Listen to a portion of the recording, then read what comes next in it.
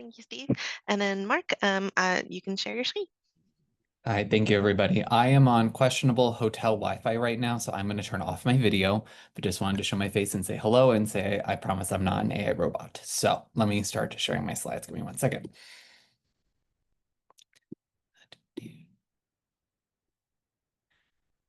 Okay. Can everyone see my slides?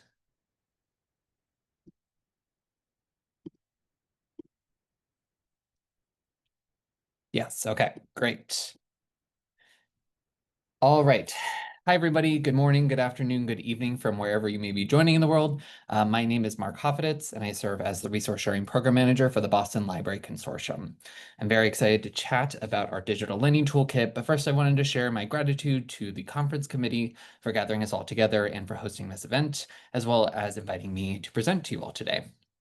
So this presentation will explore BLC's recently released Digital Lending Toolkit, which is a comprehensive resource designed to support libraries and consortia in navigating the evolving landscape of digital resource sharing. And again, thanks for joining to learn about this exciting resource. Before we dive in, here's a quick overview of the presentation. First, I'll provide a little bit of background information on BLC as a library consortium and our specific work in resource sharing. Next, I'll provide some context about the journey of the toolkit's creation, speed bumps, and all. And then we'll dive into the content of the toolkit, reviewing each of the main sections and some of the resources that are included. Finally, we'll talk about future stewardship of the toolkit and our upcoming Digital Lending Summit, which is 2 weeks from today. Very excited. But before we begin, for those that are unfamiliar with the Boston Library Consortium, we are a 501(c)(3) nonprofit, and our mission is to empower a coalition of libraries in the Northeastern United States to share knowledge, infrastructure, and resources at scale, focusing on what we can achieve through the power of collective action versus what can be accomplished by a single member institution. And speaking of member institutions, there are currently 26 at BLC, which consists primarily of academic libraries ranging from private and public institutions, R1 and R2 research universities, and liberal arts colleges. Additionally, our membership includes the Internet Archive, the Boston Public Library, the State Library, Massachusetts, and the Marine Biological Laboratory and Woods Hole Oceanographic Institution, a mouthful but lovingly known by its acronym MBL-HUI. While the original membership of the BLC was centered on the greater Boston area, it has expanded over the years to cover institutions from 5 out of the 6 New England states. BLC's work is currently divided amongst 4 program areas: resource sharing, the one that I oversee, which we'll hear about in just a moment; resource management, which handles group subscriptions, licensing endeavors, and deposit programs; professional development, which offers webinars, workshops, and other engagement opportunities for personal and professional growth within the library profession; and shared systems and services, which supports our Alma Network Zone project for a subset of our membership and also seeks to identify areas where collaboratively owned services would help serve the larger membership at scale. Now focusing on the knowledge, infrastructure, and resources of our mission statement, but in reverse, the centerpiece of BLC's resource sharing work is our consortial borrowing program, which is an interlibrary loan program amongst our member institutions. And in fiscal year 25, we lent over 63,000 books, articles, book chapters, and ebooks. We also support a walk-in borrowing program where users at member institutions can get a BLC card and visit and borrow materials directly from the other libraries. To guide and support our consortial borrowing program, the BLC resource sharing community establishes mutually agreed upon policies and best practices to set the standard for how we borrow and lend materials. We use Rapid ILL and Rapid R as our consortial ILL systems and use UPS Campus Ship to transfer physical materials across our membership. The knowledge and thought leadership of our consortium truly comes from a resource sharing community of interest, which provides oversight to BLC's interlibrary loan services and programs and plays a central role in ensuring that BLC member institutions can maximize access to their library collections using innovative and cost-effective mechanisms to share their collections. Amongst this practitioner community, there are a number of working groups, as you can see on the screen, that tackle different subjects within the resource sharing landscape, from developing criteria to evaluate different ILL systems, to updating our best practices, to stewarding our BLC card program, and many other things. And to center a lot of that work, we have 3 main strategic priorities that were established in our 2023 Strategic Action Plan. For resource sharing, those specifically include investigating consortial approaches to expand the interlibrary loan of ebooks, enhancing resource sharing systems, and growing BLC's resource sharing network.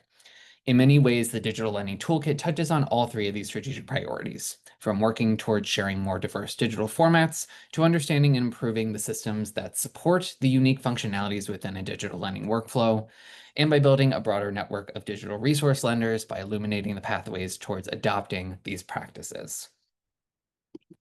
So with that background about the BLC underway, let's talk about the background for the toolkit. So in 2023, BLC was awarded a National Leadership Grant through the Institute of Museum and Library Services, also known as IMLS. And the grant was originally intended to support the implementation of Reshare CDL, a consortial CDL software developed by BLC and Index Data to support controlled digital lending workflows as a component of interlibrary loan services. The support of this grant built off other grants and investments from the Davis Educational Foundation, BLC, and several other organizations. And our IMLS grant was focused around three main activities. The first was a pilot implementation of the Reshare CDL MVP, minimal viable product, with a subset of the BLC member institutions through an early adopters program, or EAP. Second, the development of a CDL toolkit, which I'll discuss a bit more in detail later. And finally, a CDL summit to discuss future directions and strategies to scale adoption of controlled digital lending amongst libraries. So prior to and throughout our grant period, we experienced a number of roadblocks as the legal landscape surrounding CDL shifted in the United States, and several other factors impacted our ability to fully realize the initial intentions of our grant proposal. Thankfully, we have been able to successfully navigate many of these detours, but buckle your seatbelts because it's about to be a bit of a bumpy ride. So let's start off in March of 2023. A federal district court ruled that the Internet Archive's activities relating to their national emergency library were not protected by fair use, bringing into more direct question the broader legality of controlled digital lending in the United States. BLC had anticipated the launch of its early adopters program in 2023, but instead pivoted towards a software development partnership with two of our member institutions, Tufts University and UMass Chan Medical School, to enhance the Reshare software and test several of its external integrations. We are incredibly indebted to them for persisting in the development of the software through this uncertain terrain.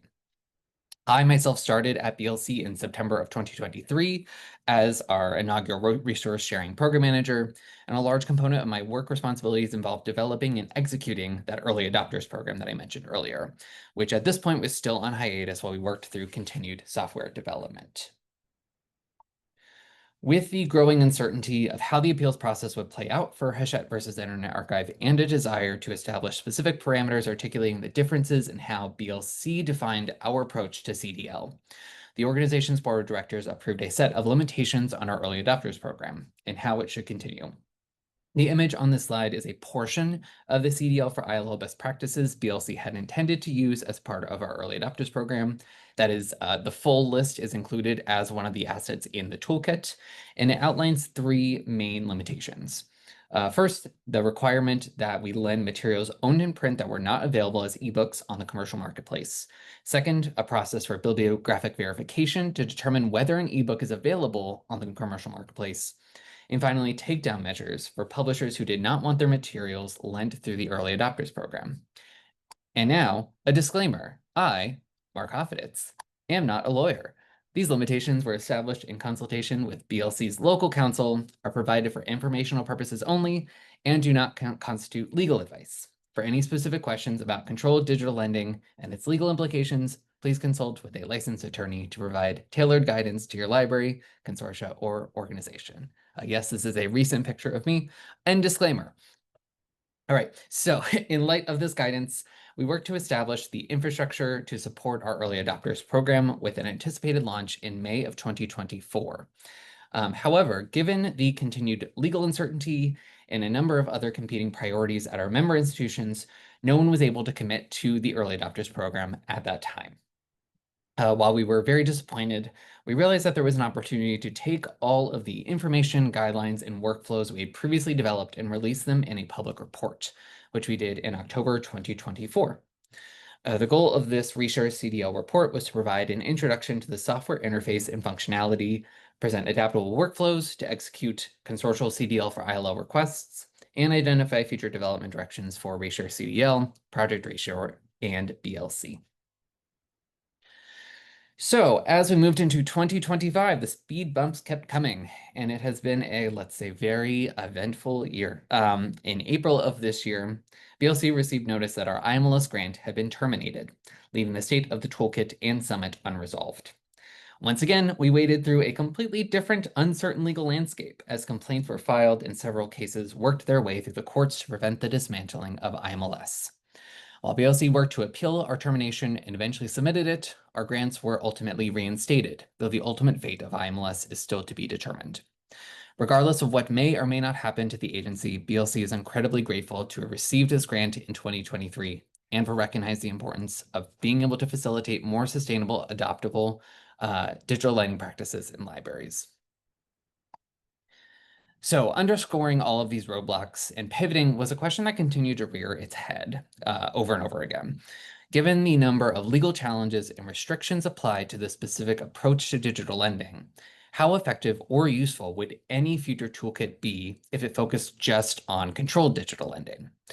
So after much discussion and engagement with our IMLS program officer, we decided to shift the focus of the toolkit and summit to explore the concept of digital lending more broadly. We felt that this would allow for a more robust and accurate depiction of the number of ways in which libraries are actively sharing digital resources, and would help distinguish between the different approaches to digital sharing that are often inaccurately misrepresented or conflated. So with this very calm and completely uneventful background behind us, let's dive into the toolkit itself. This is the homepage for the Digital Lending Toolkit, which includes a navigation bar at the top to direct visitors to the different portions of the resource. I've included the web address for the toolkit on this slide. It is dlt.blc.org. Please feel free to poke around the toolkit as I walk us through each section and provide an overview of its contents. So first up, we have an introduction to the toolkit, which provides a bit more detail contextualizing the resource, in addition to how we are using the term digital resource within the confines of the toolkit. In this case, we are defining digital resource as a piece of content that is made available through a digital interface, such as the internet, computer, or mobile device. It may be born digital or digitized from a physical resource. As the primary audience for the toolkit is for libraries and consortia, digital resources are collected by these organizations to support the educational mission, learning objectives, or informational needs of the communities they serve. Given the broad nature of resource providers in the library and information ecosystem, digital resources may include assets hosted locally or externally by vendors and made available through library-specific interfaces, or they are resources locally created and hosted by libraries and or consortia via institutional or digital repositories. It is a fairly broad definition, but we wanted to keep it broad to reflect the evolving nature of scholarly resources and the file formats that are currently being shared or desired to be shared across organizations.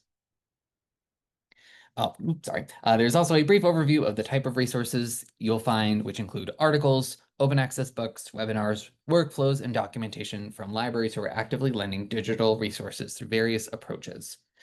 The introduction also touches on a recurring element through the toolkit, a set of action items to provide concrete, actionable items for readers to take back to their libraries and effectuate actionable change to further their ability to lend digital resources. We hope these action items are used as is or serve as a template to inspire additional activities. So the first main section of the toolkit focuses on the acquisition of digital resources through a number of access models, including traditional licensing, shared electronic resource understanding, or SERU, and also the concept of digital ownership. It begins with key terminology and collection development and acquisitions, before providing a number of licensing resources, including principles, checklists, and sample license language from libraries and consortia. The SERU portion summarizes the 2012 NISO standard and its past adoption in academic libraries as an alternative to traditional licensing. Resources on negotiation follow, offering webinars, open educational resources, and case studies to help library workers build practical skills in navigating negotiations. The section includes concludes with an exploration of the concept of digital ownership and how libraries and vendors are working to realize true ownership of digital resources in a manner akin to traditional physical resources. The next section is focused on controlled digital lending, and it highlights the timeline of Hachette versus Internet Archive in the United States and includes key legal documents associated with the court's proceedings, including recordings from the hearings that were held during the different steps of that process. This section also highlights the work of the NISO working group that was tasked to develop a standard for interoperable systems of CDL. While NISO made the decision to not officially release the standard following publisher backlash, the working group's efforts were documented through a number of presentations highlighting the different models of CDL and how they would need to be approached from a technical standards perspective. In developing this toolkit, I found it really valuable to review these resources as they established like a very clear technical infrastructure to support different approaches to CDL. CDL is not just one thing. There are many different applications of it. And so taking a look at these resources is a really critical effort to help break those different approaches down and also just highlight the efforts of this group and their dedication to setting up these models. Finally, there are a number of workflows and resources that have been included from libraries who previously or are actively using CDL to lend their library collections. These tools have been categorized based on their contextual use from general circulation, course reserves to interlibrary loan. If you have been following the saga of CDL in the United States, it is often mischaracterized as being one thing when in reality it has a lot of nuances that define what it is and what it's not. And we felt that was really important to showcase these different methods and hope that we can move beyond the accusations of bad actors to have a meaningful conversation about how to expand digital access to our print collections. The next section delves into the two main approaches for ebook lending through interlibrary loan, that without digital rights management, also known as DRM-free, or with digital rights management. The DRM-free approach has been championed by the Viva Consortium, University of Connecticut, BLC, and many others as the preferred method for sharing licensed ebooks. In this approach, a whole PDF file is shared in a one-way transaction to a user, and that action is permissible through a specific license clause when negotiated with the publisher. The question I have heard and has been asked far too many times to my liking, is lending ebooks even legal? The answer is yes, if your license allows you to do so. For the DRM ebook ILL approach, there's been success through the development of a software called Occam's Reader, which is the technology developed by Texas Tech and the Greater Western Library Alliance to support controlled loan of ebooks. Another effort that's detailed in the toolkit is the ProQuest ebook ILO pilot, which sought to test the scaling of DRM ebook loans through regional cohorts. While that pilot has been paused indefinitely, it highlights a lot of the challenges to support DRM ebook ILL for library workers and content providers alike. Next up is a section on media licensing, which focuses on exploring the ecosystem for streaming media and how it differs from other electronic library resources. This section provides a number of sample licenses from prominent streaming media vendors and highlights a number of efforts to lend streaming media through interlibrary loan, as well as potential applications of the principles of CDL to physical videos. To date, the biggest initiative highlighted in the toolkit to lend streaming media through interlibrary loan is the Silver Pilot, which was run by the Colorado Alliance of Research Libraries. They used memorandums of understanding, or MOUs, to pilot the lending of streaming media works through their consortial catalog, which is called Prospector. If you are unfamiliar with this pilot, I highly recommend that you check it out. It's a really exciting first step that has a lot of opportunity to be scaled beyond a consortial context. The last main section of the toolkit covers systems that support digital lending workflows and focuses on the topics of interoperability as well as Crosslink, which is a fellow IMLS-funded project seeking to develop a middleware solution that allows for broader interoperability between cataloging and resource sharing systems. The main feature of this section is an extensive inventory of digital lending systems that support different parts of the digital lending workflow, from processing or brokering requests to hosting born digital or digitized resources to platforms that allow for viewing and reading digital resources. As you can see from the list on the screen, we've covered a lot of ground systems-wise, and we're curious to learn if there are other systems that support different functions of the digital lending workflow that are not included here. So if there is a system that you don't see here that you think could be included, please feel free to reach out to me after this presentation to gather some information to include in that inventory. Looking forward, we are planning to update the toolkit at regular intervals to ensure that the included tools and resources stay up to date. And in doing so, we encourage the broader library community to please share any workflows or resources pertaining to digital lending that they would like us to consider including in this toolkit. We want it to be as extensible as possible and to meet the moment as digital lending practices develop.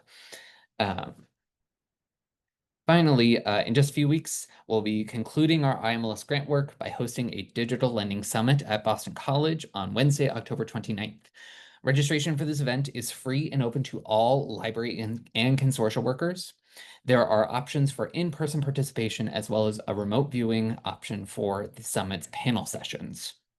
I do want to mention that we've received a number of inquiries from software providers and publishing vendors about attending this event, and the planning committee really sought to hold this space for the event specifically for those who are actively working in libraries or for library consortia. However, we will be recording the panel sessions for the summit and we'll share them out afterwards on BLC's website. To find out more about the summit and register to attend, please check out our website at blc.org/digital-lending-summit. If you are interested in joining us in person in the Boston area, we have about 15-20 seats left. But if not, please join us online. We're happy to have you as part of the conversation. And with that, thank you for listening to all the words I just threw at you. And I am more than happy to answer any questions you might have. Thank you so much, Mark. Just another amazing presentation, and that was a roller coaster for sure. Yeah. So I'm just letting you know, I'm having trouble hearing you again. oh, I just need to leave this down. I apologize. Very good. Thank you for your amazing presentation. I was saying that that was definitely a roller coaster. But it was a great kind of packaging of like kind of some of the things that have been happening over the past few years. And then this digital lending toolkit is like, I mean, I think a great resource. I'm looking forward to diving in a bit more. So we have time for questions, about 7 minutes. So you can raise your hand and I can unmute you, or you can put your questions into chat, or I'm sorry, into the Q&A feature of Zoom. And I'll scroll through the chat to see if I've missed anything there.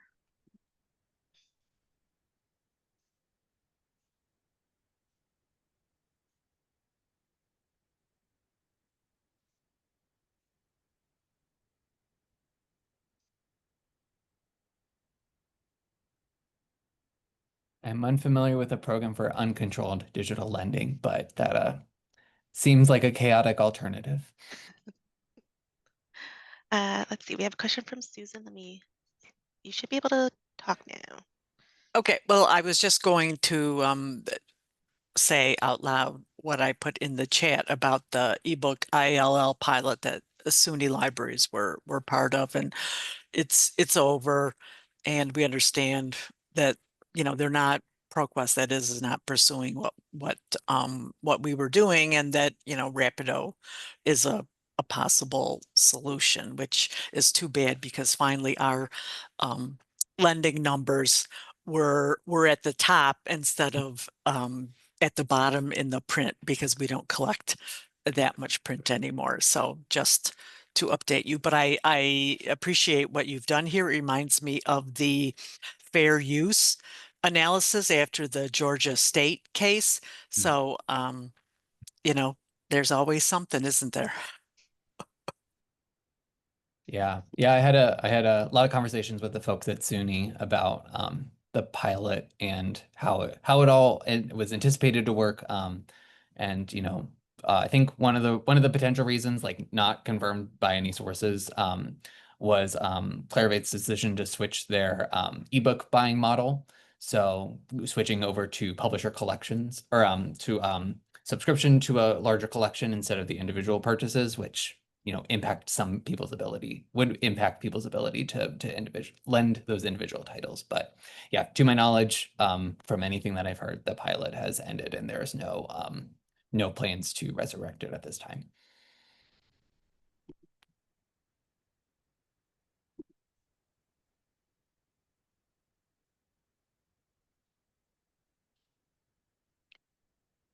Exciting to hear about lending ebooks amongst those 3 institutions.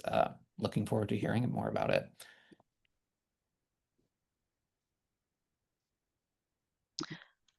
We have a question in the Q&A. Have you looked into commercial DRM software based on blockchain or similar technologies?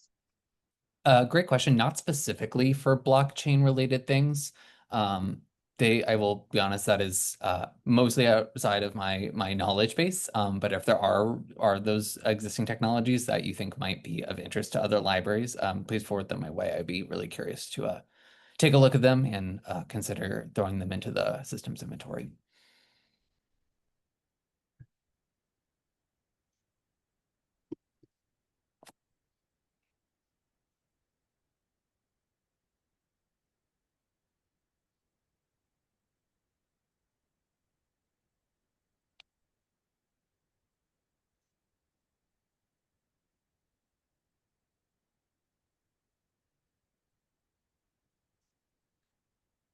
Got it. Thank you, Deja.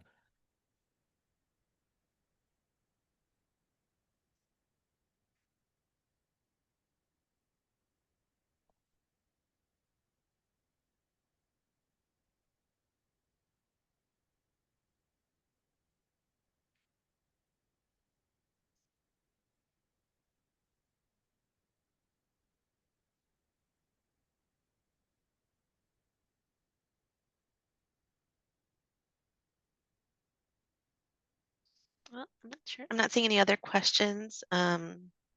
So I'll go ahead and say thank you so much for your wonderful presentation.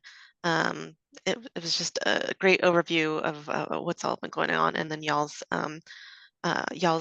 efforts to put this toolkit together. I think that's going to help a lot of us kind of get ourselves organized. Thanks. Yeah, thank you again for having me. This has been really great. Appreciate it.